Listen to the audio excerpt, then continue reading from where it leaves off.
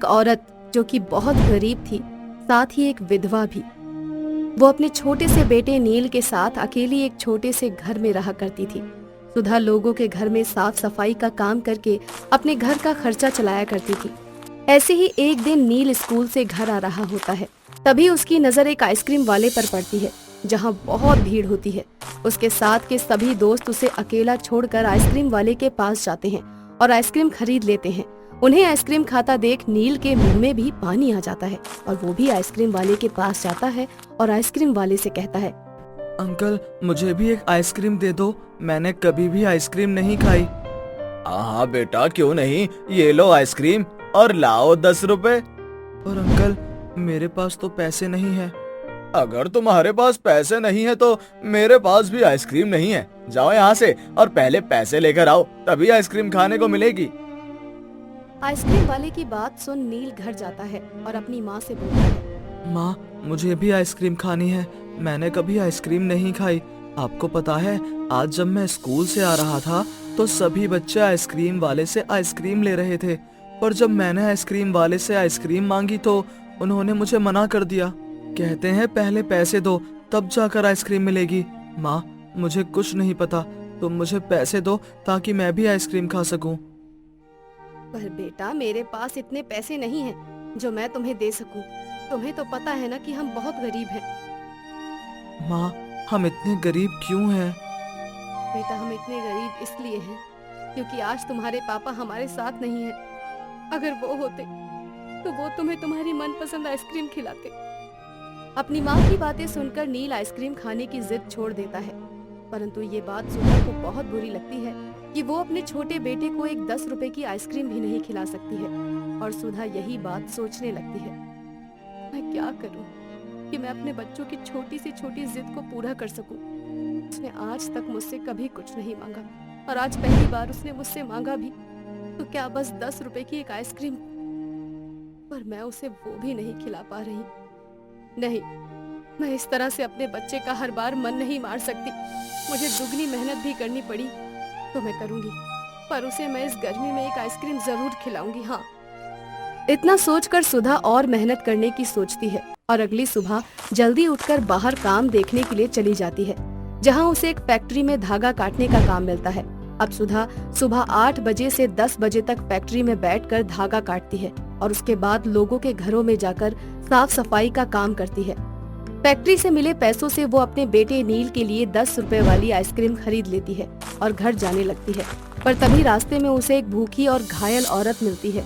वो औरत उसे रोक लेती है और उससे बोलती है, बेटी मैं बहुत दुखी हूँ, मेरे बच्चों ने मुझे धक्के मारकर घर से बाहर निकाल दिया।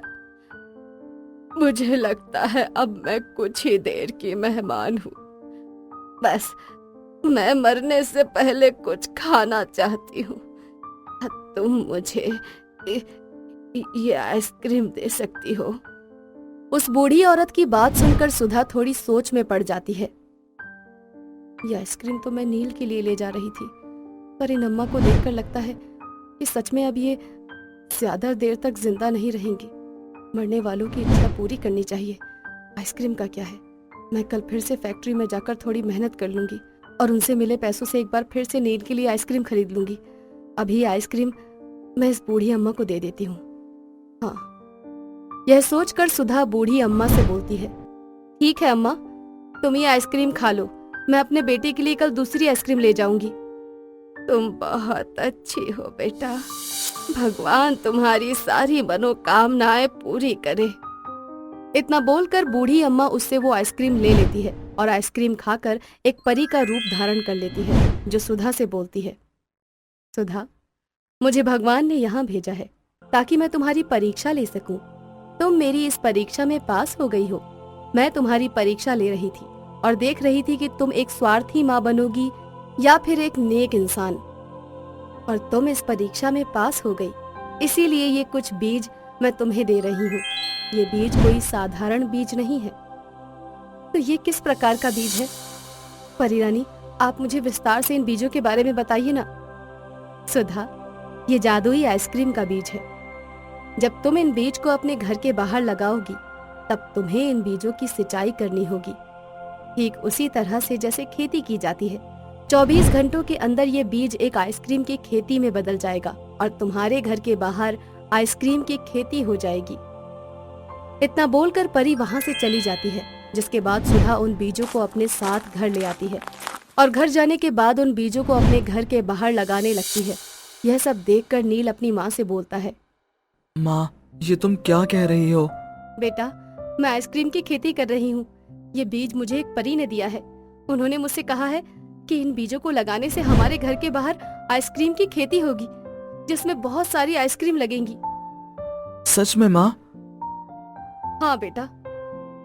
माँ, फिर तो अपने पास भी बहुत सारी आइसक्रीम हो जाएगी। फिर तो मैं अपनी मन पसंद की आइसक्रीम भी खा सकूंगा और तुम इन्हें बेच भी सकोगी ना? तुमने बिल्कुल सही कहा। अगर ये खेती अच्छे से हो पाई और इसमें बहुत सारी आइसक्रीम हो गई, तो तुम अपने मनपसंद की कोई भी एक आइसक्रीम खा लेना। इसके बाद मैं आइसक्रीम का खुद का व्यापार करूंगी और तुम्हारी सारी इच्छाओं को पूरा करूंगी। फिर तुम्हें कभी भी अपनी इच्छाओं को मारने की जरूरत नहीं पड़ेगी और ना ही हमें अपनी गरीबी पर कभी अफसोस होगा। अच्छा बेटा, देखो, मैंने इन बीजों को मिट्टी में गाड़ दिया है। अब तुम जल्दी से इसमें पानी डाल दो। पानी क्यों माँ? ये तो जादुई बीज है ना? हाँ बेटा, ये जादुई बीज है, पर हमें इसकी सिंचाई करनी है, ठीक उसी तरह से जैसे खेती की जाती है। आखिर ये भी तो हमारी जादुई आइसक्रीम की खेती है ना। अगर आज हम इसमें पानी देंगे, इसकी देखभाल करेंगे, तो तभी तो कल सुबह ये हमें ढेर सारी आइसक्रीम देगी। ठीक है माँ, तुम यहीं रुको। तुम सारे बीज को मिट्टी में डालो, तब तक मैं घर में से पानी लेकर आता हूँ। मैं सभी बीजों में पानी डालूंगा ताकि वो अच्छे से बढ़ सके, ताकि जब मैं कल उठूं तब मुझे रंग बिरंगी आइसक्रीम मिल सके।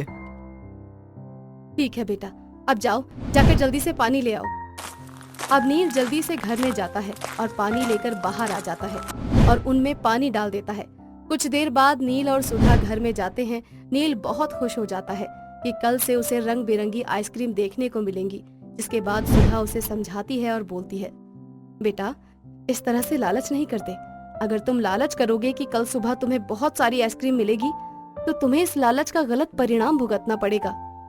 इंसान को कभी भी लालच नहीं करना चाहिए। इसीलिए अब अपने दिमाग से आइसक्रीम का ख्याल निकाल दो। ये सब कुछ भगवान की मर्जी से होता है। अगर उन्होंने चाहा तो कल सुबह आइसक्रीम की खेती होगी, अगर उन्होंने नहीं चाहा तो आइसक्रीम की खेती नहीं होगी। अगर ऐसा है माँ, तो मैं कभी भी लालच नहीं करूंगा और आपकी तरह एक दयालु इंसान बनूंगा। शाबाश मेरे बच्चे। अब नील अपने दिमाग से आइसक्रीम की खेती का ख्याल निकाल देता है और सो जाता है। अगली सुबह जब सुधा और नील उठते हैं तो वो देखते हैं कि घर के बाहर आइसक्रीम की खेती लहरा रही है।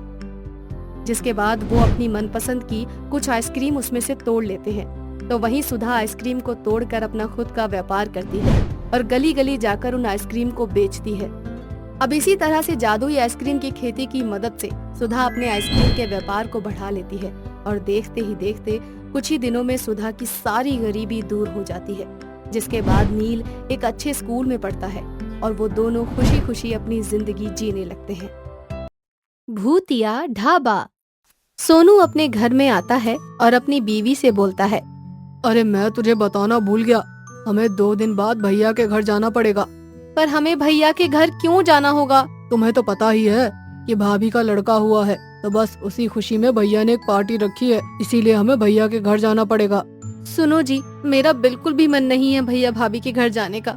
वो दोनों बात कर ही रहे होते हैं कि इतने में उनका बेटा राज वहाँ पर आ जाता है और अपनी माँ से बोलता है, मम्मी चलो ना, वैसे भी हमें गांव गए हुए काफी समय हो चुका है।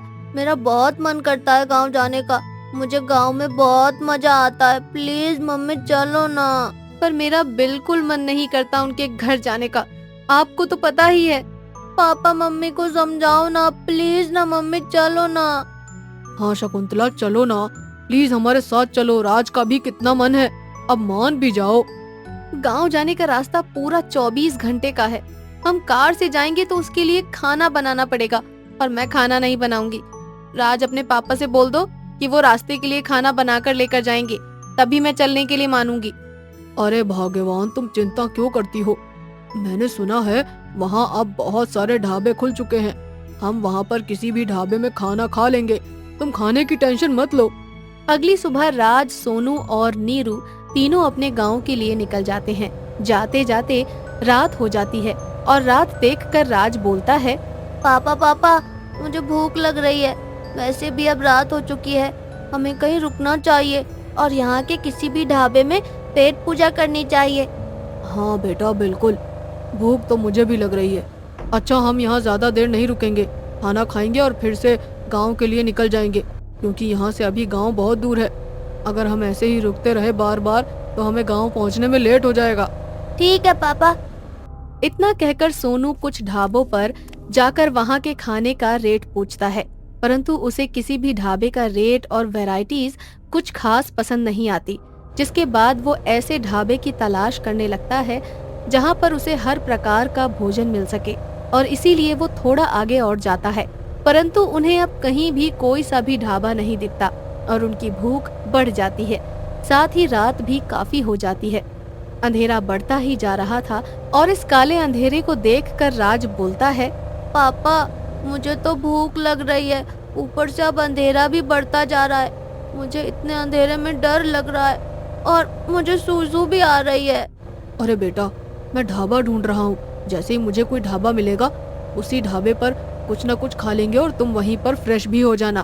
पर पापा, मुझे बहुत जोर की वॉशरूम आ रही है, अब मैं और देर तक नहीं रोक पाऊंगा।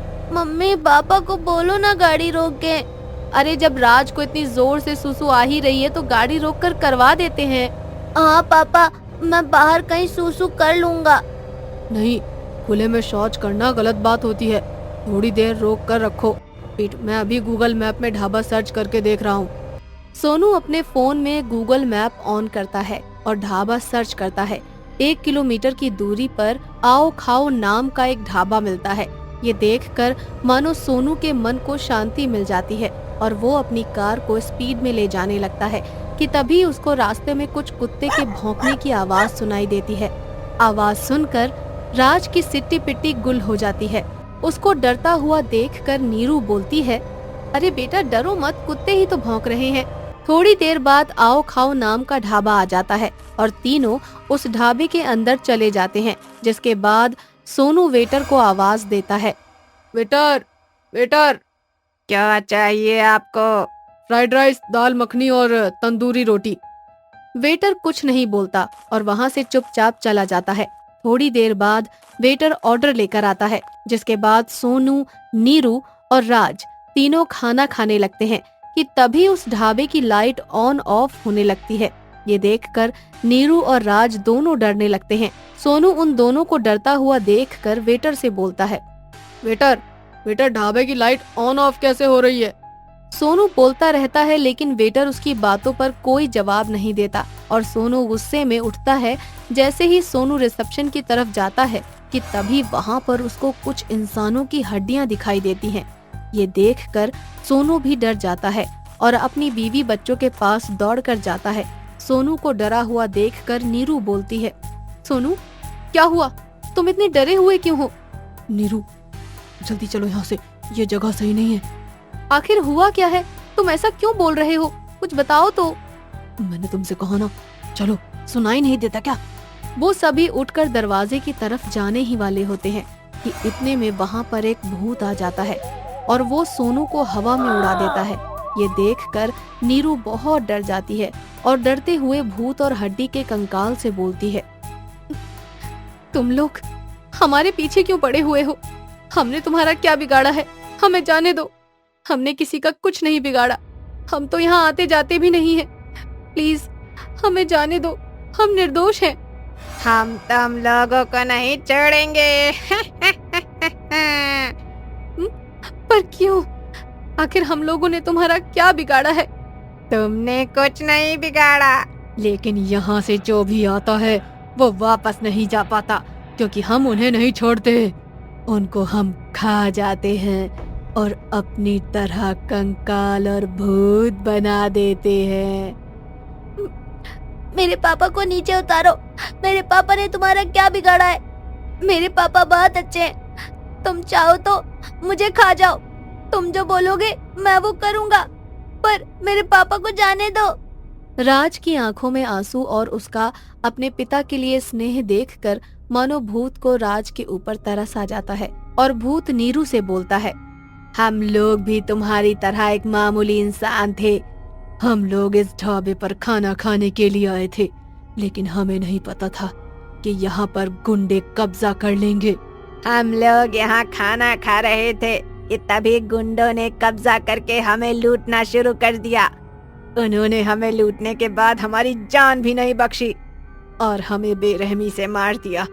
उन्होंने किसी का गला काटा तो किसी के पेट में चाकू भोंक दिया। तब से हम लोगों ने इंसानों को मारना शुरू कर दिया। हम लोगों की आत्मा को शांति नहीं मिली है। अगर तुम बचना चाहते हो तो हमें मुक्ति दिलवा दो। पर वो कैसे हो सकता है? गुंडों ने हमारे शरीर पर हमला किया था, हमें मुक्ति नहीं दी गई, जिस वजह से हमने अपना शरीर तो छोड़ दिया, लेकिन हमारी आत्मा भटकती है। तुम हमारे मृत शरीर को जला दोगे तो तुम यहाँ से बच के निकल सकते हो। सोनू और नीरू उनके मृत शरीर को ढूंढने लगते हैं और ढूंढते ढूंढते किचन में चले जाते हैं। वो देखते हैं कि किचन में काफी लोगों की लाश पड़ी हुई है और किचन में से बहुत ही बदबू आ रही होती है। वहीं किचन के दूसरी तरफ मिट्टी का तेल रखा हुआ था। सोनू उस मिट्टी के तेल को उठाता है और पूरे ढाबे में छिड़क देता है और अपनी बीवी बच्चों को लेकर ढाबे के बाहर आ जाता है।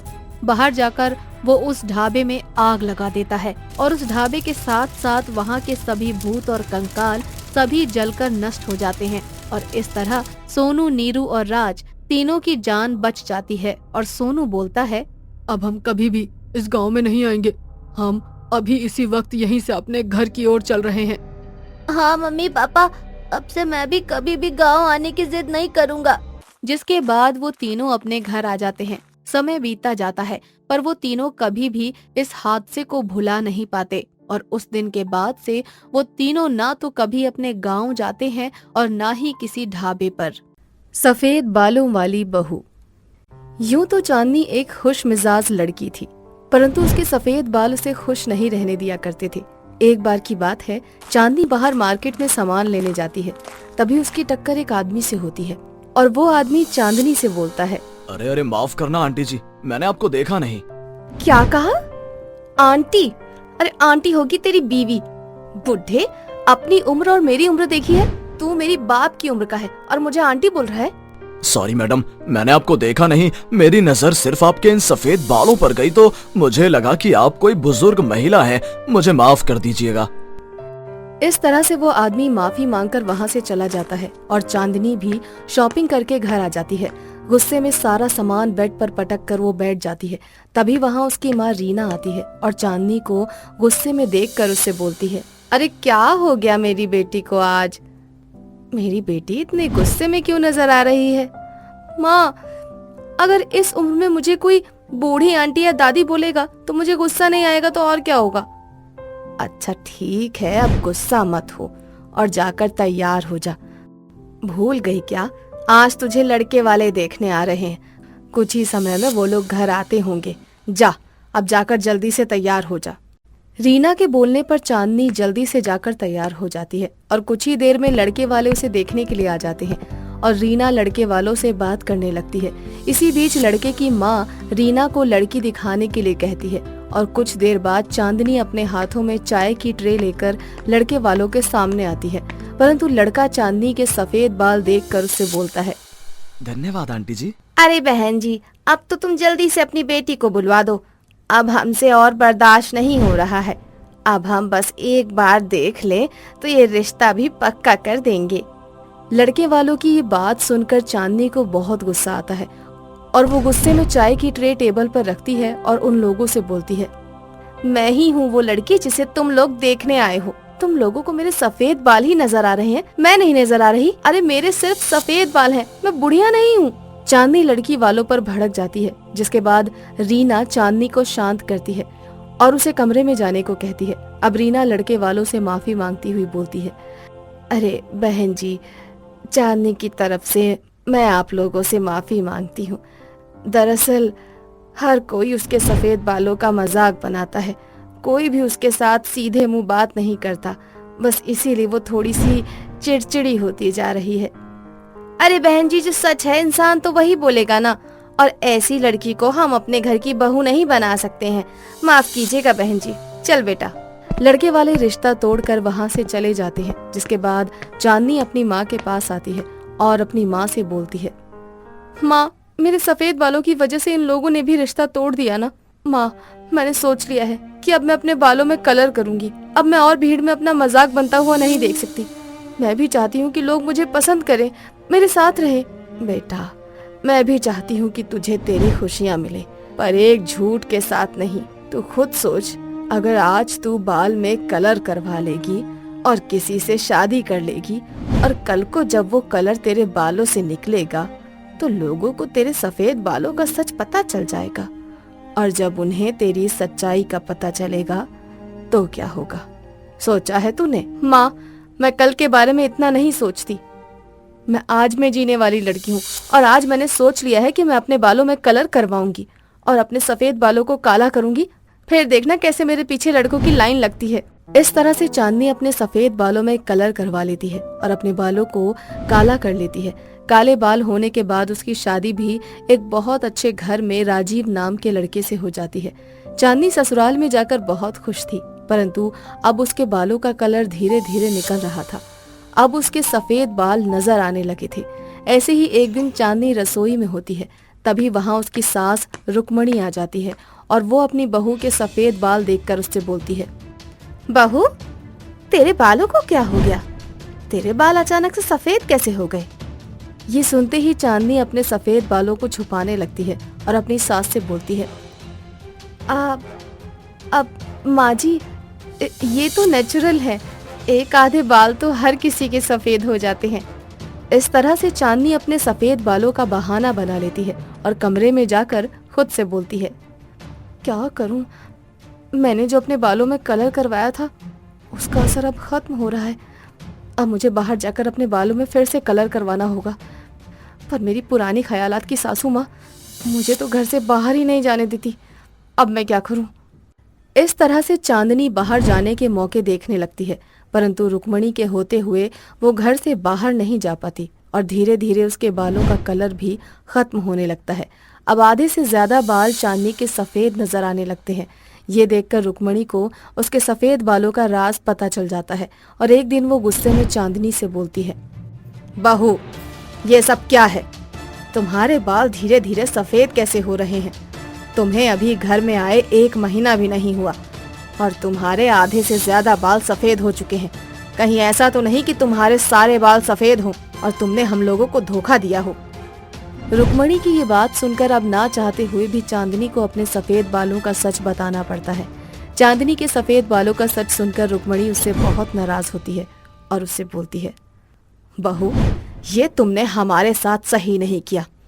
अगर हमें पहले पता होता कि तुम्हारे बाल सफेद हैं तो हम अपने बेटे राजीव की शादी तुमसे कभी नहीं करते। तुम नहीं जानती, पर तुम्हारे ये सफेद बाल हमारे लिए कितनी शर्मिंदगी की बात है। तुम्हारी वजह से अब हमें लोगों के बीच मजाक का पात्र बनना पड़ेगा। पर माँ जी, इसमें मेरी क्या गलती है? मैं इकलौती तो नहीं हूँ जिसके सफेद बाल हैं।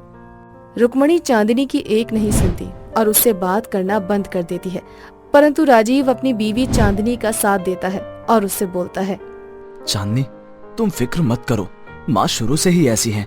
वो कुछ दिन तुमसे नाराज रहेंगी, परंतु कुछ दिनों में पहले की तरह ठीक हो जाएंगी और मुझे फर्क नहीं पड़ता तुम्हारे इन सफेद बालों से। मुझे तुमसे प्यार है, ना कि तुम्हारे बालों से। और रही सफेद बाल की बात, तो आजकल पॉल्यूशन ही इतना ज्यादा हो रहा है कि आधे से ज्यादा जनरेशन के बाल सफेद हो रहे हैं। पर ये बात माँ जी को कौन समझाएगा? मैं और मेरी शैतान बहन रूबी है ना, जो लंदन में पढ़ाई कर रही है, वो परसों ही घर आ रही है। अब वही माँ की सोच बदल सकती है, बस तुम देखती रहना। अब राजीव अपनी बहन रूबी को फोन करता है और उसे सारी बात बताता है। अब 2 दिन बाद रूबी घर आ जाती है और जब वो घर आती है तो उसकी माँ अपनी बेटी के सफेद बाल देखकर उससे बोलती है, रूबी बेटा, ये तेरे बालों का कौन सा हेयर स्टाइल है? माँ, अब मैं तुम्हें क्या बताऊं, विदेश हो या देश, हर जगह पॉल्यूशन इतना ज्यादा हो चुका है कि हर 10 में से 8 लोगों के बाल सफेद होते जा रहे हैं। उनमें से एक मैं भी थी। मेरे बाल सफेद हो गए माँ, तो मैंने सोचा क्यों ना कलर करवा लूं और फिर मैंने सफेद कलर करवा लिए। अब मेरे बालों को देखो, अब मेरे बाल चांदी जैसे चमकते हैं और इसमें मेरे सफेद बाल भी छुप गए। और किसी को पता भी नहीं चलता कि मेरे सफेद बाल हैं। क्यों? अच्छा आइडिया है ना माँ। जब रुक्मणी खुद की बेटी के सफेद बालों को देखती है तो उसकी सोच बदल जाती है और उसकी नाराजगी भी धीरे धीरे चांदनी से खत्म होने लगती है, जिसके बाद रुक्मणी चांदनी के साथ एक बार फिर से पहले की तरह रहने लगती है और इस तरह से राजीव और रूबी का प्लान सक्सेसफुल हो जाता है।